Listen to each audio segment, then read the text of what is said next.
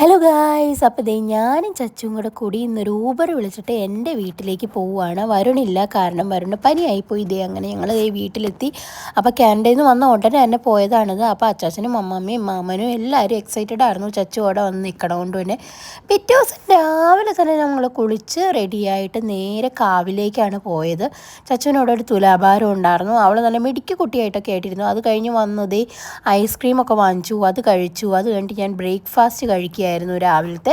രാവിലത്തെ ബ്രേക്ക്ഫാസ്റ്റ് നല്ല മൃഷ്ടാന ഭോജനമായിരുന്നു. പുട്ടും പഴവും ഒക്കെ ആയിരുന്നു. അത് കഴിഞ്ഞിട്ട് ഈ ചച്ചു മാമൻ്റെ വണ്ടി കയറി കുറേ നേരം ഇരുന്ന് അത് ദേ വണ്ടി ഓടിച്ചുകൊണ്ടിരിക്കുന്നതാണ്. പിന്നെ ദേ കുറച്ച് നേരം കഴിഞ്ഞപ്പോൾ ഞാൻ ദേ കേക്കിൻ്റെ സീസണല്ലേ, കേക്കൊക്കെ ആയി ചായയൊക്കെ കുടിച്ച് എനിക്ക് ജോലി ഉണ്ടായിരുന്നു, ജോലി ഇരുന്ന് ചെയ്തുകൊണ്ടിരിക്കുകയായിരുന്നു.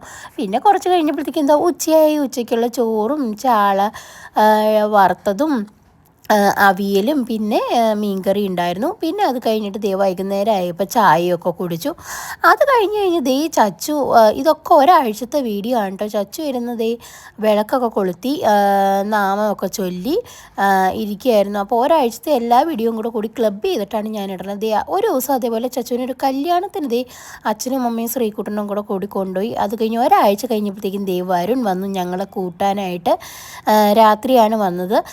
പിന്നെ പിറ്റേ ദിവസം രാവിലെയൊക്കെ ആയപ്പോഴത്തേക്കും ഞങ്ങൾ അവിടെ നിന്ന് നേരെ നായരമ്പലത്തേക്ക് പോന്നു. അതിൻ്റെ ഇടയിൽ വെല്ലിച്ചൻ്റെ വീട്ടിലൊക്കെ കയറിയായിരുന്നു. അവിടെയുള്ള പൂച്ചയായിരുന്നു. അപ്പോൾ